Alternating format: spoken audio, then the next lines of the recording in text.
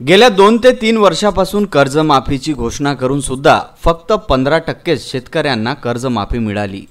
शेतकरी कर्जमाफीपासून तसेच नवीन कर्ज वाटपापासून वंचित असल्याने रेंगाळलेली संपूर्ण कर्जमाफी शेतकऱ्यांना लवकर मिळावी, तसेच ज्या शेतकऱ्यांना अजूनही पीक विम्याचा लाभ मिळालेला नाही त्या शेतकऱ्यांना तात्काळ नुकसान भरपाई देण्यात यावी।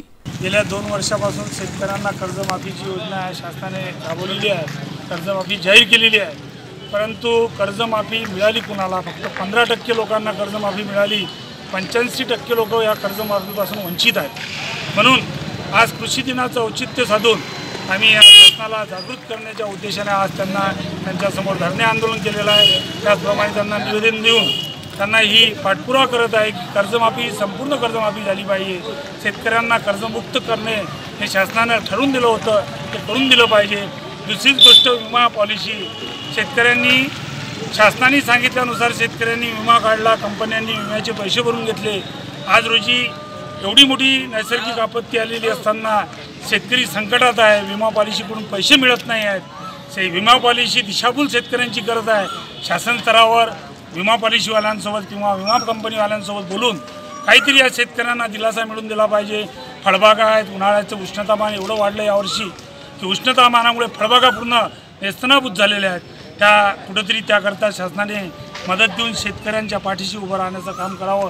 कर्जमाफी घोषित केली, मात्र या सरकारने अजूनपर्यंत शेतकऱ्यांना त्या कर्जमाफीचा लाभ दिलेला नाही। तसेच यावर्षी कधी नव्हे ते इतका उन्हाळा तापला व त्यामुळे या भागातील केळी व संत्रा बागाचे खूप मोठ्या प्रमाणात नुकसान झाले आहे। केळी बागांच्या इथे जवळपास या तालुक्यात 60 लाखाच्या जवळपास लागवड असते, मात्र त्यातल्या आतापर्यंत फक्त 15 लाख झाडे जिवंत आहेत की नाही याची शंका आहे। याची आजपर्यंत यांनी कोणत्याही प्रकारचा सर्वे केला नाही व सर्वेचे आदेश नसल्याचे साहेबांनी तोंडी सांगितलेत। त्याची माहिती त्यांनी शासन दरबारी कळवावी व या नुकसान भरपाई देण्याकरता त्यांनी प्रयत्न करावे। नवीन कर्ज वाटपापासून वंचित असल्याने रेंगाळलेली कर्जमाफी शेतकऱ्यांना ताबडतोब मिळावी, नवीन कर्ज लवकरात लवकर देण्यात यावे, अन्यथा तीव्र आंदोलन छेडण्याचा इशारा अंजनगाव सुरजी तालुका व शहर काँग्रेस कमिटीने अंजनगाव सुरजी तहसीलदारांना आपल्या निवेदनातून दिला आहे। या प्रसंगी अंजनगाव सुरजी काँग्रेस कमिटीचे कार्यकर्ता उपस्थित होते।